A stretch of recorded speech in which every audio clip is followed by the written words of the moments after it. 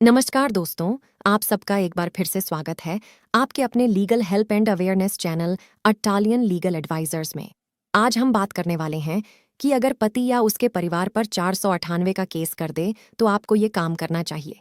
लेकिन ये ध्यान रखिए, अगर आप अपनी पत्नी को सच में परेशान करते हैं तो कानून आपको सजा जरूर देगा। लेकिन अगर आप निर्दोष हैं और आप पर झूठा मुकदमा किया हुआ है तो आप किस तरह उस केस से बच सकते हैं, ये हम इस वीडियो में आपको बताएंगे।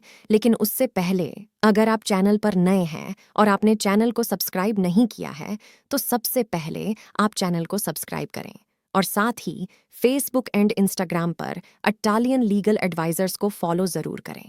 तो चलिए आज का वीडियो शुरू करते हैं।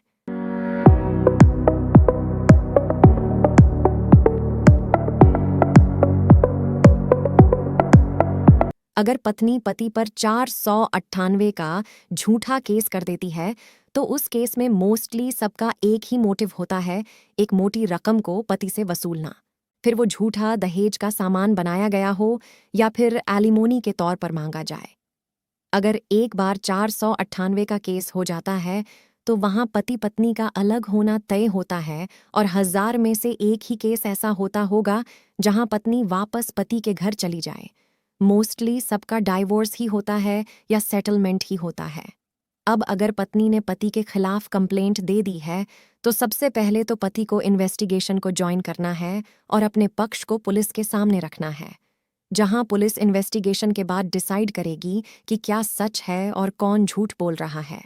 अगर पुलिस आपकी बात ना सुने तो आप उनकी कंप्लेंट उनके सीनियर्स को भी कर सकते हैं।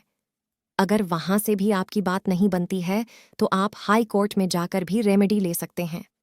अब इन्वेस्टिगेशन के बाद अगर पति के खिलाफ एफआईआर हो जाती है तो वहां पति को क्या करना चाहिए?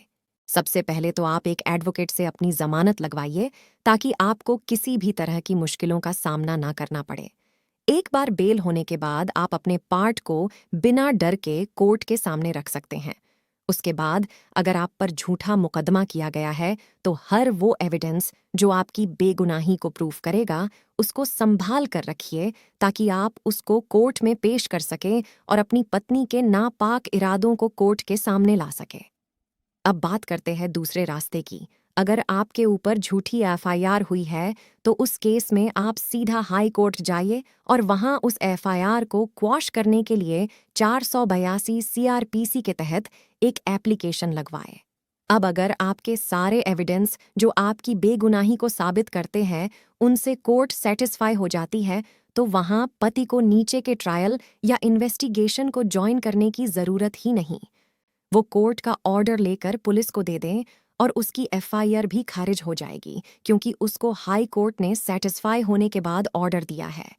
इसके साथ हाई कोर्ट में जाने का एक और फायदा भी है। अगर हाई कोर्ट आपकी एफआईआर को क्वॉश नहीं करती है तो वो केस को मीडिएशन में भेज सकती है, जिसका बेनिफिट पति को मिल जाता है। जब तक आपका मैटर मीडिएशन में चलेगा तब तक नीचे की कोर्ट और थाने में चल रहा मैटर एक तरह से स्टे हो जाएगा और कार्रवाई नहीं होगी।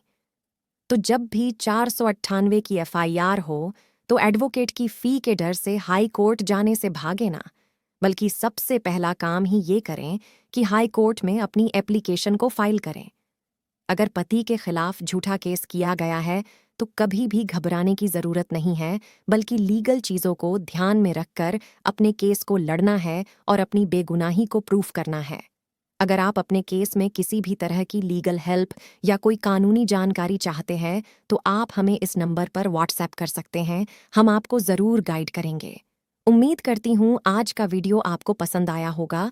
अगर वीडियो इन्फॉर्मेटिव लगी हो तो वीडियो को ज़्यादा से ज़्यादा शेयर करें और चैनल को सब्सक्राइब करना ना भूलें।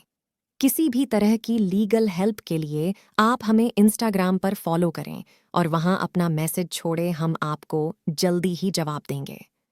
मिलूंगी जल्दी ही अपने अगले वीडियो में एक नए टॉपिक के साथ। तब तक के लिए जय हिंद।